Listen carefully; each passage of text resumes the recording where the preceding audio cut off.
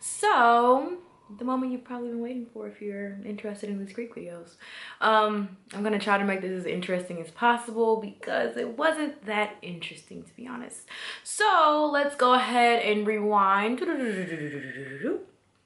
So we're gonna rewind to about April 19th, 2013. Yes, let's go to that day. The reason why this day is so standoutish in my brain is because not that it was my probate, but it was the day that I got into a wreck before crossing. And this is kind of gonna lead into my probate story because it'll, you know, kind of make everything make sense, I think. So yeah, so first off, that morning, this was a Friday, it was sunny outside and everything was all well and good. So I live not in Houston, but I live about 30 minutes away from Houston. I commute to Houston. I spend most of my time in Houston. So I tell people I'm from, not from where, but I live where? In Houston, because if I tell you where I stay at, you can be able to track me down, and I ain't trying to go for that. So I tell people I stay in Houston. Anyway, this particular morning we had to, I went home because I still worked when I was online because, you know, I needed some shmoney. I needed some shmoney so I can pay for all the stuff that we had going on. So everything had been going well and good. I had a red Solara. Y'all, I love my car, bruh. It was so amazing. I just loved it. It was so spacious. It was like it was a Toyota Solara. I think it was like a 2009. It was red. It was like candy apple red at that. And I just love that car. I don't have no pictures of the car no more except for the picture I'm going to show you in a second. So this Friday morning, again, I mentioned it was so sunny outside. Early in the morning, we had to do community service. So I'm up. I'm tired at this point because, you know, I've been working and then I wake up early in the morning to community service. It was like I'm getting so tired, but I'm like, this is something that I wanted. AKA didn't search for me, I searched for AKA. So I went to the community service, of course. Yeah, so if you didn't go, you were gonna do what? Get dropped. So everything was actually good there. I want to say we went to like a food, it wasn't like a food pantry, but it was like a thing where we were like packing people's cars with stuff. So we were packing like bags with different foods and we were packing it into the people's cars. It was like a kind of chain type of thing. Yeah, so this particular weekend, it was right before we crossed. So I had to go back to where I stayed at. I want to say I was scheduled to work that day, but I wasn't planning to go in anyway. I was working at Macy's. I was scheduled to work in, but I wasn't gonna go in because we had stuff to do. So I was like, I'm gonna go back this way, go get what I need, then I'm gonna come back out here, right? So by the time I had two jobs at the time. So I was working at Macy's and I was working at the school that I ended up, you know, being a counselor at. However, I was working in I was working as like a front desk worker. So I was working as a student employee. So I had to go there to get something. I don't even remember what I went there for, to be honest. I went there to get something. I don't remember what I went to go get, but it was something that I needed for the sorority. So it was like I had to stop there. Then I was like, okay, well, I need to go get some pearls. I need to do this, that, and the next because, you know, you gotta, yeah. So I went to, you know, y'all, we on a budget. So I went to Burlington. I went and got me some earrings. I went and got my necklace. And I want to say I had to get like stockings or something like that. So I got every little last minute thing I needed to get because, you know, I was like, Burlington, cool. It's early in the morning. I ain't got to worry about people being up in here. I'm going to just go in there, get what I got to get and go about my business, right?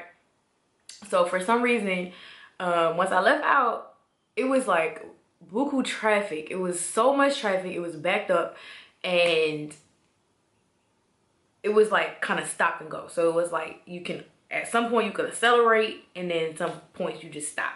So for some reason I'm getting on the interstate. I'm good. And then for some reason, like the wheel just locked up. I was like, bruh, what's really going on? So my wheel locked up. I'm trying to like, we still kind of not bumper to bumper, but it's like kind of congested. So I'm like, I'm trying to get stuff together. And then out of nowhere, y'all, the wheel just start, I lose control of the wheel. Yeah, and so the car just starts freaking spinning. Like, what?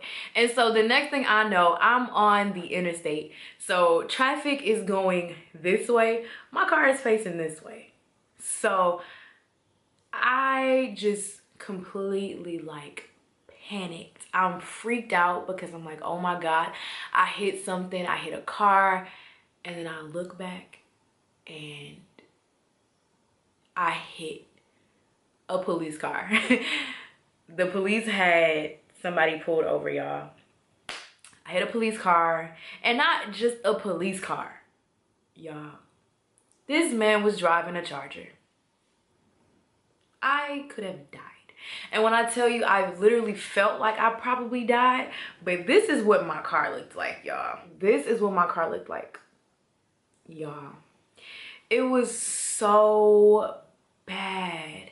I was so stressed out, and y'all, I ended up going to the doctor. I had to go to the emergency room. Like, they gave me medicine. Like, I was on some may cause drowsiness, may cause dizziness type medicine. Y'all, when I tell you, it was so bad. After the wreck, like, I didn't even get out the car to begin with. I was just so in shock. Like, I'm just in the car and I'm just like, first off, my head is spinning. I'm feeling like my neck is so tight, like I had whiplash. But at the same time, I was just like, yo, I need my mama. Where is my mom? So I'm calling my mama. I got the cop that had the person pulled over to begin with come up, and then it's like for some reason, I think it was like an ambulance or something like that. Like, they came really quick. Either they came really quick or I was just spaced out. So whichever the case was, it was the cop car and the ambulance. So they trying to talk to me. And I'm like, look. No, I'm on the phone with my mama. I can't. So I'm just like, I'm crying, y'all. At this point, I'm just boo-hoo tears. I'm calling my mama. And when I tell you, we lived maybe about 20 minutes from where I was actually at. When I tell you, it seemed like my mama got there in like 5 minutes. And the next thing I know, I had the window down at that point, and I hadn't gotten out the car. And next thing I just hear either the cop or the firefighter or whoever it was that was like, I guess that's the mom coming up. So my mama literally ran from across the like the feeder. The feeder had maybe like 4 lanes of traffic. Mama parked down the way. She ran across the the traffic, and then she ran up a hill, and she was there. She jumped over the little median thing, and she was like, what's up? So I was so happy when she got there. Then I finally felt myself starting to calm down, because I felt like I had a panic attack. I have never felt that way before in my life, and I haven't felt that way since. I just felt like everything was just kind of just, oh my God, it's running. So after that, I got out the car. My mama kind of handled everything. And then they, like, I don't even know what happened. Like, I ended up losing my ID after that. Like, I know I gave the cop my ID after that. That accident was so bad. It knocked my glasses somewhere. Like, it was just so, like, everything was discombobulated after that. So the ambulance person was like, you want to go to the hospital? Like, we can take you to the hospital. I'm like, nah, bro. Like, I'm good. I'm just like, look, an ambulance ride costs too much, and I ain't trying to do all that. Like, bro, I'm good. So I told him, I'm like, I'm straight. Then the cop asked me, follow up, he was like, are you sure you don't want to go to the hospital? You know, it was a bad accident. You probably have like whiplash because the way you moving or whatever. So I'm like, nah, I'm good, I'm straight. So then I get in the car. My mama, you know, my stepdad had even came out there. Like, it was bad. It was bad, y'all. And so they like handled everything for me. And after that, they kind of left me, of course, with no car. My car was total. So after that, I was supposed to go to work, but I want to say I was supposed to go to work at like maybe like 3, 4, 5-ish. So I want to say that happened early. That was at like, it had to be at like 10 or so. So after that wreck happened, I ended up going to, my mama made me go to the emergency room still. So she was like, look, you really ain't got no choice, girl. You gonna go to the emergency room because we're gonna see what's wrong with you, if anything wrong with you, because that was a bad accident. So I was like, all right, cool, whatever. I really don't have a choice to begin with, so cool, let's go. So I ended up in the emergency room, and they're like, you know, are you okay? I'm like, yeah. They're like, does anything hurt? And I'm like, you know, I'm kind of just sore. I think it might be because, you know, it's still, you know, it just happened. So they ended up prescribing me medicine that caused drowsiness and dizziness. So And I don't take medicine, so the slightest, like I really just don't like taking medicine because I really just don't like taking medicine because of my fear of that. I don't want anything to kind of make me feel tired. I don't want anything to make me feel dizzy. So if I don't take medicine, I don't smoke. I mean, I socially drink occasionally, but like I barely be wanting to take like Tylenol, aspirin, stuff like that. Like I'm good. I'd rather take like a BC powder so I know it's in there quick and it's not gonna do nothing stupid. Like I'm good. So they had me on that drowsiness medicine and dizziness medicine, and so it really did make me drowsy and dizzy. So that day after that, I was like, look, I didn't want to go to work anyway because I had stuff to do anyway. So I was like, mama, take me to work and we gonna kind of get this together. So I didn't like my boss no way. So I went up in there and I was just like acting all like, oh my God, I'm paralyzed. Not paralyzed, but I'm like, oh my God, you know, it hurts so bad and I can't come in. And I got my little fake cry and she was like, oh my God, I feel so bad. Like, oh my God, take as much time as you need. Girl, you shouldn't have told me that because I did not go back for a few days after that. So that weekend was like super crunch time. That weekend was like, oh, you got too much to be doing to be this or whatever. So I ended up, my mom ended up dropping me off out there to Houston, and I ended up just getting in the car with one of my co-initiates, and we ended up going into the hotel. This was the next morning actually. So we ended up doing what we had to do that night. So mom drove me out there and I got in one of my co-initiates' car, and then we ended up waiting for a long time because we were supposed to we were supposed to all come in together. You know, you're a line, and we were a line of 14 and we all needed to come in together. So it was early. I want to say we was out there like 6, 7, like it was early. And so we're having to wait, and so we waiting and we waiting and we waiting, and it's like maybe an hour and 30 minutes later, and now we're late. They're like, you gotta come in together. So we like, okay, we know we can't go in there missing one person because then we gonna get fired up even more. So we like trying to contact the missing person, trying to contact them, and like they're nowhere to be found. Like they're not answering phone calls from nobody. And yeah, maybe like I want to say an hour and 30 minutes later, two hours later, she showed up. And so we was like, all right, cool. So initially there was some tension because it was like, you know, if we get in trouble, it's on you, and now you about to get everybody in trouble because you tripping. Like we ended up getting in trouble, but it wasn't like that bad. So that story was just to kind of get you on to the point that I was on medication during my probate. So the probate was like, I want to say maybe a week or two after all that happened. So after that, I had been taking the medicine, and like the dosage didn't stop. It just kept, like I was still, like I was better, but I was still on the medicine, and like still even to this day, like I think because I didn't properly take care of myself after that, because like that same weekend, like my back was hurting, but I was like wearing heels and doing stuff that I probably shouldn't have been doing with a fresh injury.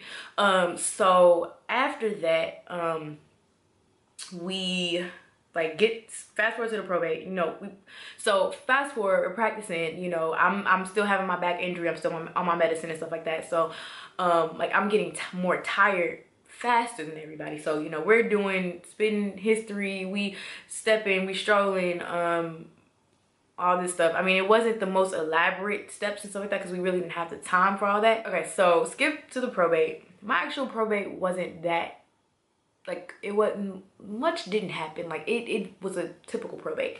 I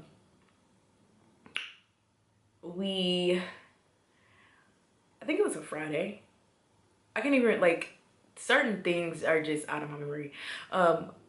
So the night of the actual probate, the probate itself wasn't too like eventful.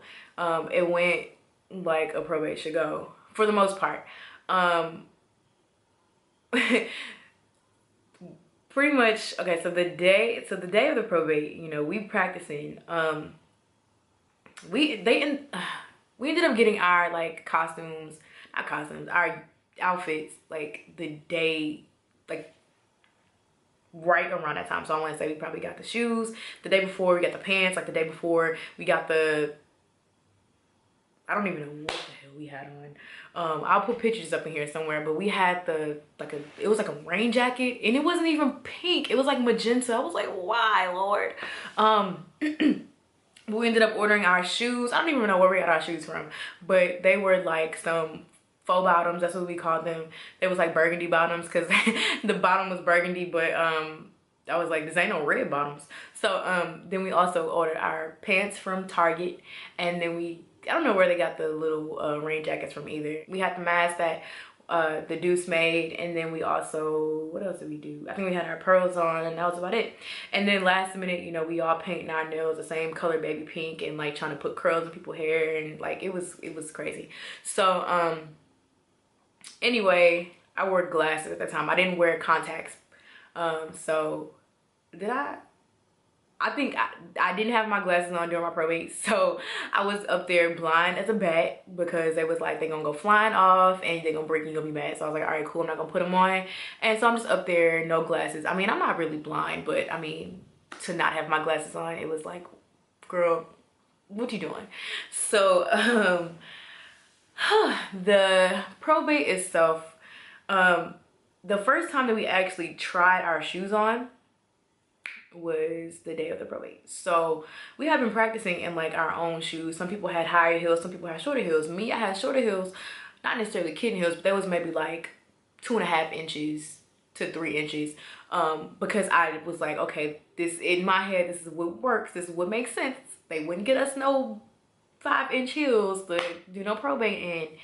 And so I'm like, let me just practice in my comfort area. You know, I feel like I've seen Beyonce in some shoes like this, so I can do this 2.5 inches, 3 inches, and I could be good, right? Baby, when I tell you, they gave me my box. They was like, girl, here go your shoes. And I'm opening them. I'm like, first off, they boots. So I opened that box, and when I tell you, those boots were like, they had to be 4 to 5 inches. And I'm just looking like, first off, do y'all not remember that I just had an accident like not too long ago, like maybe 2 weeks ago or so? So my back is still on fire. Like, what is y'all doing?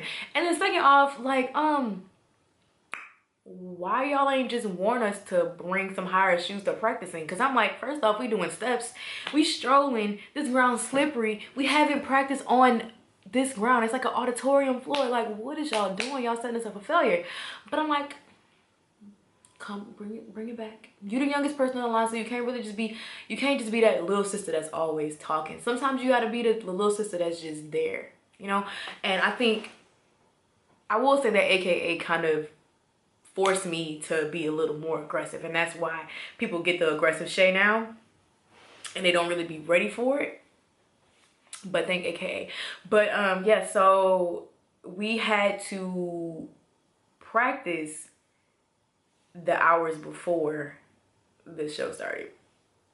So we in there, and I'm like, bro, we are messing up, we stumbling, I'm hearing extra steps when it don't need to be extra steps. I'm like, bro, can we just cancel this right now? Like, in my head, I'm like, this ain't working, can we just cancel it? And so like, even last minute, we were having formation changes, like it was bad. So during practice, like, we had a part where we were going like dun dun dun dun dun dun dun dun, something like that. We were lined up like this because we had just come from doing, I think that was like our introduction part. Like, we had came, we said our names, all that stuff. So it went like 1, 2, 3, 4. I'm number 4. The Deuce was in front of me. So for some reason, like, we were like this, and then we had to go to where we were kind of in windows like this. So for some, I don't even know why, like, I had to go from like my spot all the way to like the other side of the stage, and then I want to say she went from her spot to the back. But for some reason, like, every time we did the little thing, our hands like would clap, and I'm just like, bro, it'll mess us up. And so then we got to the point in practices where it wasn't happening no more, right? Bro, when I tell you we got to the doggone probate, for some reason we just, and I'm like, bleh. So I'm just like, oh my God, like, let me try to, because it threw me off on my count, and it always did. And I was like, Lord, please, if you let me get this number right, like, I promise you, I'm gonna try to get A's all the rest of the semester. I'm gonna do what I gotta do. You know, I'm gonna get my life together. I didn't get A's and stuff like that, but I got my life together. But I was like, please, Lord, just let me make sure I stop at the right time so I don't get embarrassed. By the grace of God, I did stop at the right time, and it wasn't too, well, it was obvious because it was a loud slap. And I looked in the faces of people in front of me, because, you know, when you're doing it, like, I looked at her, and I think I, like, and, like, I looked forward, and people was looking like, did she really do that? And I'm like, bruh, I'm sorry. Like, I ain't that mature yet. I'm still young. I'm trying to figure out how to do it. This was my first little experience of this, so I don't know what I'm doing, but, you know, we got it together. It didn't look that bad. The next thing that happened too, this is just stuff that I remember. My probate was so long ago, and it really wasn't that eventful aside from, yeah. So I'm just trying to remember everything that happened. So another thing, when we first lined up, we were spitting our history, and you know, you have to search. So you have to look up like this. You have to stand in the Ivy stance, and it hurts. I promise you, Ivy stance is like one of the worst things. Like nightmares. But anyway, standing in the Ivy stance is horrible. So, cause it hurts so much. It puts like strain on your fingers, and if you gotta stand like that like the whole time. If you don't get stuff right, then yeah. But anyway, so we're standing in Ivy stance, we're looking up, we're searching, and then like for some reason they only had like one paper towel, bro. One paper towel. And we have a light that's like a spot, like the spotlight was on, the lights were down, but the spotlight was on us. 14 of us. They only had one paper towel. When I tell you they started at the end of the line, and then they made their way to me, I wanted to cry, because that paper towel was so damp. And I was like, this ain't helping me, sis. This ain't helping me. Like, you putting that sweat on me. Like, I know my forehead probably glistening because I got a big forehead and I'm oily, but you putting that sweat on my forehead. Like, you making my situation worse. And then they would come back this way, and it was like, I was all like, granted, it's easier for me to come this way because I only got to deal with 3 people this way, but I'm like, ooh, ooh, ooh, that's 10, ooh, that's 10 people I got to deal with, sweat on my face. But I mean, we were pretty close. We had a lot going on, y'all. Did anything else happen? So our lines at my school, like, it was typically smaller, so you would have the opportunity to kind of introduce yourself. So your introduction is like, you know, you may know me as Shea Miller, and I do this and the next and the third, and what was mine? I can't quite remember exactly what it was, but it was like something, it was something like, back in the day, Shea Miller is what they called me. Since then, I've been the epitome of what everyone aspires to be, with a dash of swagger and a confidence that I just can't help but flaunt, which is why they call me the intellectual confidant or something like that. Like, that was my thing. And I was just so nervous when I said it. I don't even know if it made sense, to be honest, but I mean, I know it made sense when I wrote it, but I mean, I don't know if what I said made sense, and it was like 5 years ago. Like, I can't remember the whole thing, but I just remember that one part, which is with a dash or something and a swagger that I just can't help but flaunt, which is why my line sisters refer to me as the intellectual confidant. Then I popped into an IV, y'all. I was so nervous. I was so glad. They had a hole that I had to stand on, and I was like, oh my God, I'm just so excited that I did not fall in this hole. I'm so glad that my heel did not go in that hole, because that would have been, I don't know if y'all know what Greek shenanigans is, but that would have been perfect for Greek shenanigans. I said the items out of order, but I mean, aside from that, like, nothing really too popping happened. Like, my probate itself was kind of boring, and I was just like, finally I get a chance to rest.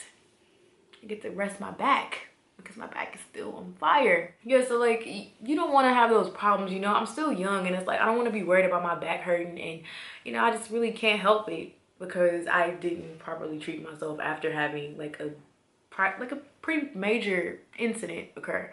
So yeah, that was my probate story slash my end part of my process story. Really not that interesting, but to know that I was like highly medicated and doing a probate in some high heels right after having an accident with a back injury, you know, I think that kind of makes the story all the more interesting. So I hope that kind of tickled your fancy. It's probably not what you're expecting, and I'm sorry. But I hope you enjoyed this video. If you have not already done so, go ahead and give me a thumbs up. I would greatly appreciate it, and I'll see you in the next one.